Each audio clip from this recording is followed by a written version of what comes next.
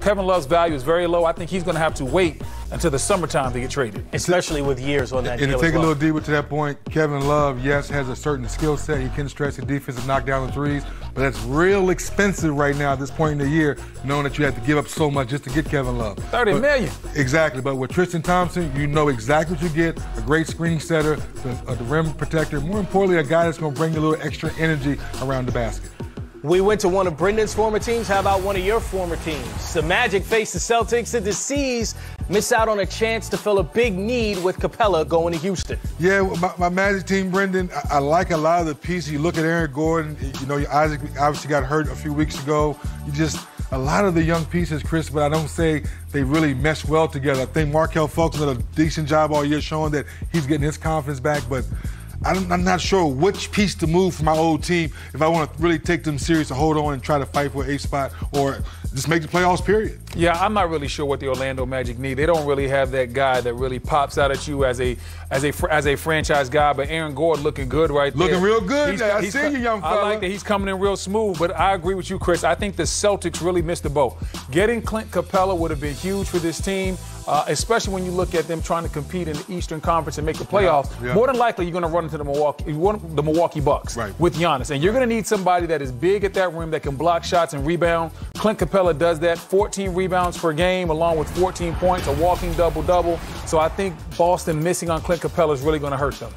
Brooklyn, Golden State, in the offseason, Kevin Durant, D'Angelo Russell, trading places. Russell playing this season and has already been mentioned in trade talks with the Minnesota Timberwolves. But it's Golden State saying, hey, we're not moving this guy right now. The timing doesn't feel or seem right, 3D. No, it doesn't seem or feel right, and no need to. This is kind of a makeshift year. You're getting ready for next year, and I think you have more leeway and more options if you go ahead and wait and you keep D'Angelo for the rest of the season. Now, for the Brooklyn Nets, LeVert, Dinwiddie, a healthy Kyrie. Yeah, we know that 7-foot tall glass of getting buckets is coming next year. Oh, yeah. You got Jared Allen. You got Joe Harris knocking down threes. If you're the Brooklyn Nets, just stay where you are. Just keep playing well, get healthy. You sure? And I don't know what pieces you want to give up the Kyrie said they need some more pieces, but baby. Kyrie, you're smart now. What are you going to give up to get those pieces? I don't know, man. There's nothing. I'm saying, if you get up Dinwiddie to get what? Hey, I'm just Ron Burgundy. I'm just reporting the news. And Ron Burgundy, I'm coming back with you. What are you're giving up Jared Allen to get what? No, I'm with you, 3D. I think the Nets have enough pieces to make a run. When you add Kyrie and KD, this is going to be a special team next season. I do have questions. Where will the leadership come from? But we'll let that ship sit. We'll get to that at a later date. As far as D'Angelo Russell goes, he's having a great year, 23.7 assists. I know there are some rumors that he might be headed to Minnesota, but my question is, what will Golden State get back? I've heard about maybe a Russell for Wiggins swap. Oh, no. I think Golden State will be better with Russell. Well, Brendan, we know you have fashion. But Serge Ibaka is like, I'm going to be warm no matter what. Man, his neck is going to be warm as I don't know what. Is that a blanket? Is that a scarf or a full-fledged blanket? You know when you go to the fair and the guy has a snake, that's what it looks like. Give that back to your grandmama. Yeah. My mom got that same blanket on the couch at the crib. Give that back to your grandmama. Yeah. Stop it. That's a blanket. That's not a scarf. That's a blanket. That's a blanket? That's a blanket. Well, the Pacers and the Raptors, I mean, you talk about two teams who have played well this season. The Pacers, without Victor Oladipo, have stayed right in the hunt. 5th right now in the Eastern Conference. The Raptors, winners of 11 straight. Let's focus on Indiana. We're going to talk this a lot more later, but let's focus on Indiana right now and Oladipo and the fact that he's been back 3 games, still on that minutes restriction.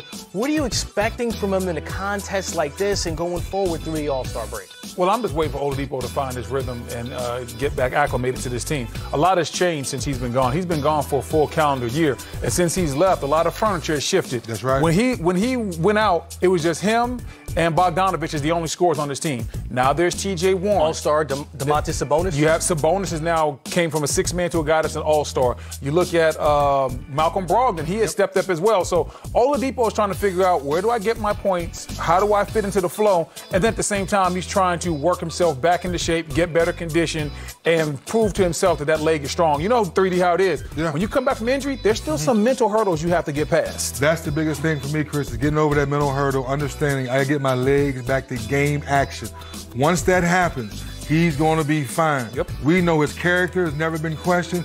We know playing hard has never been questioned. And playing the right way has never been questioned. Just get your legs back under you. Malcolm Brogdon, Sabonis, all these guys are willing to share. Miles Turner, all those guys are willing to play the right way.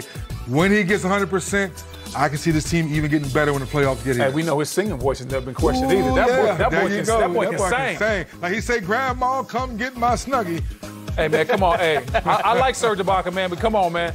Take that blanket off. Yeah, that's the surge protector that he has around his neck. Man, come on. That is not a scarf. That's a blanket. Oh, my goodness. That is a blanket. You better be warm. What's that, like a wool boa constrictor? Oh, my goodness. Surge. Let's get back to talking big men on the court. The Atlanta Hawks made the trade for Clint Capella. Not final yet. We'll talk about that a little bit later as well. But Karl Anthony Towns, there's two stats floating around about him. The fact that he hasn't been on the court for a T-Wolves win since November, right? That's the first one. The second one, the Minnesota Timberwolves defensive rating with him off the court, second best in the NBA. With him on the court in this season, one of the 5 worst. So what is he not providing this team defensively that's affecting their wins and losses? Well, Chris, I'm going to go with the bigger statement where he's just not hooping, period. I go back to the beginning of the year where he says, I'm tired of my numbers not being effective. Remember at the beginning of the season, and then he got off to the fast start, the double-double, he's playing defense, and then all of a sudden, I don't know if he started sipping his own Kool-Aid, Brendan, or the injury, what it was. That's the part that slipped for me. We know what you can do when you bring it every night because you showed us that. But right before that injury, he got away from being what he was and made this team so good. That's the bigger question for me. Brendan, and then when I look at Karl Anthony Towns, not named an All-Star this year, and then belly aching about it. How do you feel about that? I was a little shocked at that because Karl Anthony Towns, like you said, saying that he should have been an All-Star, saying the top 24 players will not be represented at the All-Star game. And for me, 3D, I'm looking at it from a weird situation. If I haven't won a game since November 27th, I mean, the last time this guy won a game, they were passing out turkey and stuffing. Yes. We are now about to start buying Valentine's Day candy, and he has not gotten a win yet. So if I am Karl Anthony Towns, the bigger picture for me is why is my team not winning? Why have we lost 12 games in a row? Why am I on a personal 16-game losing streak? So to me, I'm like, I look at leadership on teams a lot because I know how much it means. Right. When your leader is worried about the All-Star game instead of the wins, that is a major question mark to me. Karl Anthony Towns, I love your game. You know I'm always here for the big fellas, but you're looking at the wrong things, young fella, looking at the wrong things. Yeah, teams are going to be looking for championships towards Easter, and if he keeps talking like this, I guess Karl Anthony Towns will be a spectator at that time. Oh, no question about it. They dropped all the way down to 14th in the West. Yeah, they're going to be spectators. Yeah, absolutely. Yeah, they're definitely they're going to be spectators. He might get Anthony Edwards next year, though. Yeah, maybe. Where will Kyle Kuzma be the rest of the season and through the postseason? Tom Penn is going to join us to give us his expertise. What's happening around the league as the trade deadline approaches.